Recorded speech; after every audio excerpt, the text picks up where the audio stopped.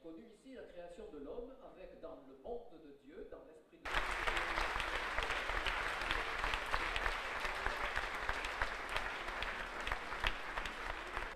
À la culture parce qu'on se relève et que donc on a moins besoin du nez pour pisser. Vu qu'on leur a volé leur trésor, beaucoup de ces mercenaires de Charles Quint étaient luthériens et cette composition est troublante. Le social est inévitable dans la condition humaine, biologiquement, psychologiquement et socialement. J'ai travaillé avec les enfants des rues, j'ai travaillé avec les enfants des favelas, avec les enfants soldats au Congo, des enfants désocialisés par la société, chassés de la culture par la société. Je vais employer un argument cynique, dégueulasse. Les enfants désocialisés coûtent cher. Et que s'occuper d'un enfant qui a été chassé de la société, c'est une bonne affaire économique. C'est pas un très joli argument, mais c'est un argument qui porte auprès des décideurs. Scolariser un enfant par la culture, pas par la police. Scolariser un enfant par la musique, par le sport. Ensuite on parle avec lui, on tisse un lien et on lui dit, tu sais, l'école, c'est là où tu vas gagner ta dignité, tu pourras apprendre un métier. La plupart des enfants acceptent ce contrat moral et se socialisent. Et quand on fait des études économiques sur le retour, ce que les économistes appellent le retour sur investissement, c'est une bonne affaire, parce qu'un enfant largué par la société coûte terriblement cher. Il coûte cher en police, il coûte cher en malheur humain, il coûte cher en prison. Je ne peux pas éviter la phrase de Victor Hugo. Si vous voulez fermer une prison, ouvrez une école. Donc il coûte cher. C'est un argument nauséabond. Je crois qu'il faut le tenir pour convaincre les décideurs politiques qu'il y a un retour sur investissement très important et que c'est une bonne affaire de s'occuper de ces enfants au lieu de les larguer. Alors c'est une bonne affaire aussi pour l'environnement. Et c'est là que peut-être dans la notion de développement durable, on n'a pas compris quelque chose à mon sens, de fondamental. On parle de 3 piliers donc, du développement durable. On parle évidemment en premier lieu de l'environnement, de l'économique et du social. Mais est-ce qu'il n'y a pas une priorité justement dans ces 3 piliers? Et est-ce que d'abord, ce n'est pas l'environnement humain dont on doit prendre en compte avant de prendre, pour qu'on ait un bénéfice à l'arrivée sur l'environnement tout court?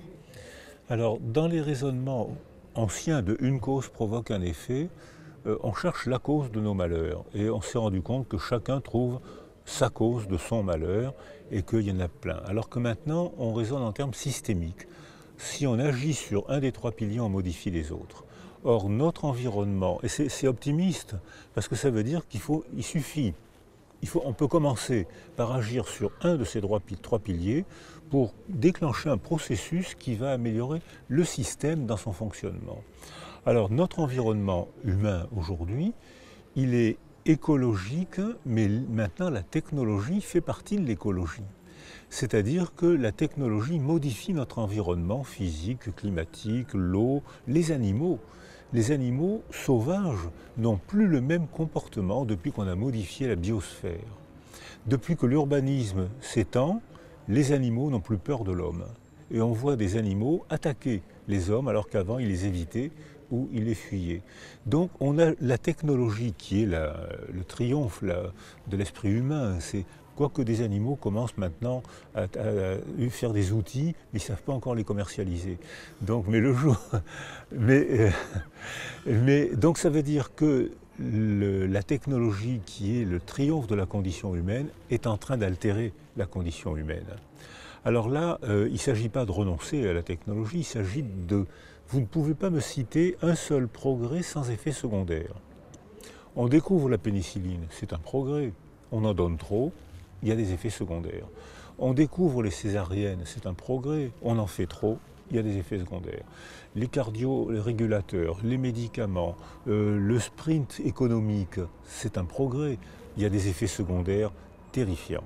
La crise économique, les êtres humains abîmés par le sprint, donc, parce qu'ils pensent qu'à ça, ils oublient cet ingénieur d'une intelligence suprême, d'une gentillesse extrême, qui est tellement engagé dans le sprint de notre société qu'il emmène ses enfants à l'école, il oublie de les mettre à l'école, il va travailler, et quand il les reprend le soir, une petite fille est morte de déshydratation. Voilà l'exemple d'un effet secondaire, déshumanisation, par le sprint technique qui est notre humanisation. Progrès, effet secondaire. Aujourd'hui, face à la crise environnementale, ce qu'il faut trouver, c'est les solutions pour sauver la planète.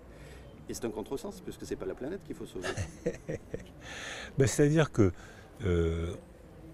la planète a vécu longtemps sans homme, et je pense qu'elle continuera à vivre longtemps après l'homme. Donc la planète, elle mène son chemin. Elle est modifiée, elle change de forme, elle ne tourne pas à la même vitesse qu'il y a quelques milliards d'années, mais la condition humaine est une aventure stupéfiante qui devrait disparaître dans 4 ou 5 millions d'années, donc je commence à avoir des angoisses parce que je me dis qu'est-ce que je ferai ensuite. Mais ça veut dire que on est voué à la disparition et que la planète continuera sans nous. Quand les dinosaures ont disparu, ça a été une catastrophe, un désastre. Pour les dinosaures, c'est une bonne affaire pour les mammifères. Donc quand l'homme disparaîtra, après avoir bouleversé la planète quand même, elle continuera sans nous. Alors qu'est-ce qu'il faut faire pour les 4 ou 5 millions d'années qui nous restent à tirer? Je pense que, comme vous venez de le suggérer, l'intérêt de l'homme, c'est la condition humaine, et que pour qu'on soit mieux, il faut d'abord travailler sur notre développement, mais notre développement biologique, affectif, relationnel, social. Mais notre développement est modifié par la technologie. L'homme a modifié l'environnement qui le modifie. C'est-à-dire que c'est un raisonnement systémique. Notre intelligence a modifié les outils, nous a donné des outils stupéfiants qui non seulement modifient notre relation, mais modifient notre cerveau et notre manière de percevoir le monde. C'est-à-dire qu'on n'est plus les mêmes êtres humains depuis que l'être humain a inventé des machines. Donc quand on s'entraîne à ce genre de raisonnement, je crois qu'il faut agir sur tous les points du système en fonction de notre compétence. Si vous êtes technicien des machines, il y a quelque chose à contrôler. Si vous êtes technicien de la relation humaine, il y a autre chose à contrôler. C'est pour ça que dans les raisonnements systémiques, tout le monde a sa parole, tout le monde a sa place, les biologistes, les écologistes et les poètes. Donc il faut tendre vers un monde plus coopératif. Alors on peut appeler ça coopération, mais il faut tendre vers un monde systémique, parce que par exemple, beaucoup de catastrophes ont été provoquées par des coopérations, mais c'était des coopérations de clans. C'est-à-dire que nous, on va s'associer pour prendre le pouvoir. Vous avez un savoir que je n'ai pas, j'ai un savoir que vous n'avez pas, on va coopérer, ce qui va permettre de prendre les biens des autres, on a fait ça, hein, notre développement. Les processus de socialisation archaïque sont des processus de socialisation par clan. Alors que la tendance à réfléchir maintenant, c'est de réfléchir en termes de système. Tout le monde a sa part à dire et sa responsabilité dans le système, y compris les animaux. C'est-à-dire que les animaux sont des êtres vivants. En les faisant disparaître, on va abîmer notre condition humaine. En les découvrant, on va améliorer notre condition humaine. Alors vous pensez bien, si je tiens ce raisonnement pour les animaux, vous pensez bien entre hommes que c'est encore plus vrai. Mais dans les raisonnements systémiques, tout le monde doit prendre sa part de parole. Donc c'est plus systémique que coopératif.